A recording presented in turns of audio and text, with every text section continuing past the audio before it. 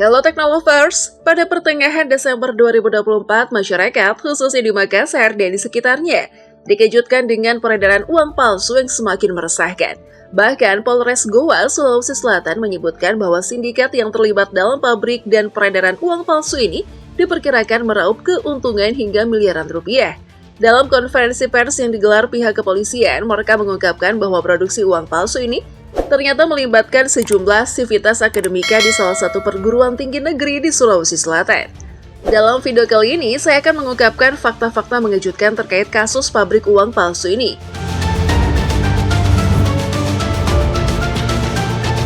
Bagi Anda yang belum tahu, semua ini bermula ketika pihak kepolisian menemukan uang palsu senilai Rp500.000 dengan pecahan Rp100.000 pada awal Desember 2024. Uang palsu ini yang hampir tidak bisa dibedakan dengan uang asli, langsung membuat warga resah. Setelah ditelusuri, penyelidikan mengarah ke salah satu perguruan tinggi negeri di Goa, Sulawesi Selatan, yaitu Universitas Islam Negeri atau UIN Alauddin Makassar. Menurut pantauan kepolisian, uang palsu tersebut ternyata dicetak di perpustakaan Syekh Yusuf Kampus 2 UIN Alauddin, Kabupaten Goa. Berdasarkan bukti yang ditemukan, kepolisian akhirnya melakukan penggeledahan di perpustakaan tersebut. Dan akhirnya mereka menemukan mesin cetak canggih serta uang palsu senilai Rp446,7 juta yang diduga siap edar. Modus operandi yang digunakan sindikat ini cukup licik. Mereka memanfaatkan lokasi kampus sebagai tempat yang tidak mencurigakan untuk mencetak uang palsu. Mesin cetak canggih yang digunakan yang diduga dibeli dari Tiongkok dengan harga Rp300 juta mampu menghasilkan uang palsu berkualitas tinggi. Distribusi uang palsu pun dilakukan secara rapi melalui jaringan yang sudah tersebar di berbagai daerah seperti Mamuju dan Wajo. Dalam pendalaman kasus ini, polisi mencatat bahwa uang palsu yang beredar diperkirakan mencapai miliaran rupiah. Yang lebih mengejutkan lagi, kualitas uang palsu ini sangat sulit dibedakan dengan uang asli. Bahkan, meskipun menggunakan pemeriksaan sinar ultraviolet, uang palsu ini tetap memancarkan cahaya biru yang menyerupai uang asli. Meskipun Bank Indonesia telah menegaskan bahwa uang palsu ini tidak memenuhi standar keaslian yang diatur dalam Peraturan Bank Indonesia Nomor 24 Tahun 2022, kualitas uang palsu ini tetap saja membuat masyarakat semakin cemas. Hingga kini, 17 orang telah ditetapkan sebagai tersangka. Selain uang palsu, polisi juga mengamankan berbagai alat cetak dan bahan baku yang digunakan dalam produksi uang palsu. Kapolres Goa AKBP Ronald Simanjuntak dalam keterangannya menyatakan bahwa kasus ini masih terus dikembangkan dan kemungkinan jumlah tersangka akan bertambah. Mungkin masih ada tersangka lainnya, makanya kami minta sabar karena penyelidikan terus berlanjut, ujar Kapolres. Salah satu tersangka utama dalam kasus ini adalah Andi Ibrahim, Kepala Perpustakaan Syekh Yusuf Kampus 2 UIN Alauddin. Andi Ibrahim berperan penting dalam penyediaan lokasi hingga pengkoordinasian operasional pencetakan uang palsu. Selain dia, ada beberapa tersangka lain yang bertugas sebagai operator mesin cetak, distribusi, dan penyuplai bahan baku uang palsu. Organisasi sindikat ini terstruktur dengan sangat baik, memungkinkan mereka beroperasi cukup lama tanpa terdeteksi. Namun, di balik pengungkapan sindikat pabrik uang palsu ini, muncul beberapa isu yang semakin memperumit kasus. Salah satunya adalah kematian misterius seorang staf perpustakaan berinisial M yang diduga tertekan setelah namanya terseret dalam kasus ini. Meskipun konspirasi yang beredar menyebutkan bahwa M dibunuh, polisi memastikan bahwa kematian M bukanlah akibat pembunuhan. Meski kematian saksi ini menambah lapisan kompleksitas dalam penyelidikan. Isu lain yang beredar adalah dugaan keterlibatan pihak luar, salah satunya mantan perwira tinggi Polri, Ferdy Sambo. Nama Sambo muncul dalam konspirasi pengadaan mesin cetak yang digunakan dalam operasional sindikat ini. Dugaan tersebut muncul karena kedekatan Sambo dengan seorang politikus dan pengusaha, Anar Sampeltodi.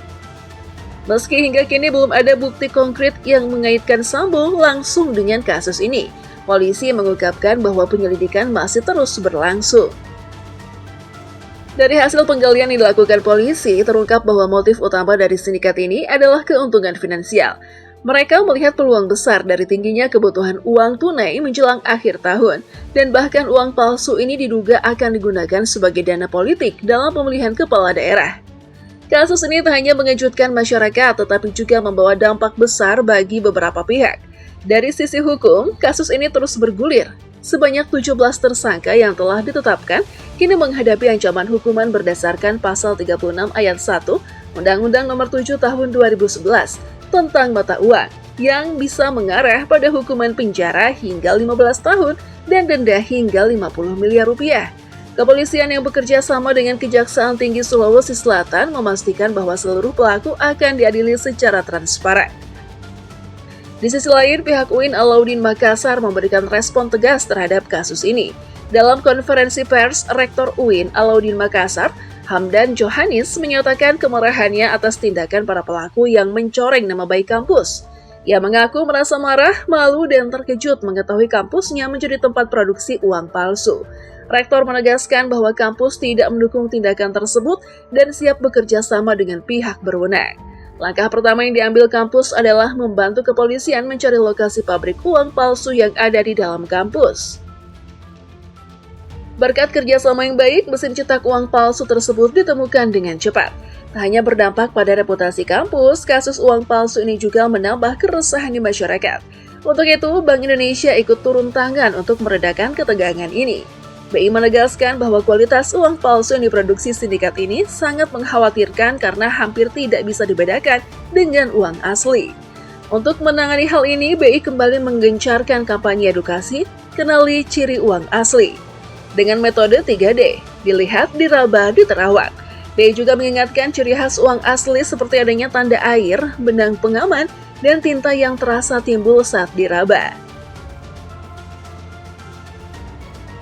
Edukasi ini dilakukan secara menyeluruh untuk meningkatkan kewaspadaan masyarakat terhadap uang palsu. Dampak dari kasus ini membuat kepolisian bergerak cepat untuk memutus jaringan distribusi uang palsu. Penindakan polisi tidak hanya berfokus pada pelaku utama, tetapi juga pada jaringan distribusi yang menyebar hingga ke daerah-daerah seperti Mamuju dan Wajo.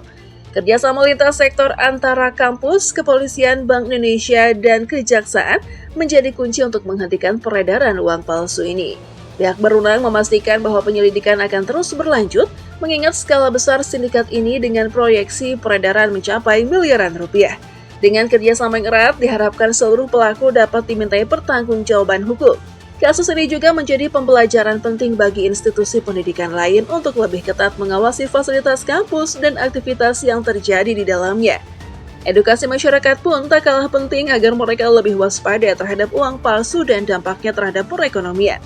Dengan langkah yang konsisten, diharapkan kasus ini dapat diselesaikan secara tuntas, sehingga masyarakat kembali merasa aman dan kepercayaan terhadap sistem moneter kita dapat pulih kembali.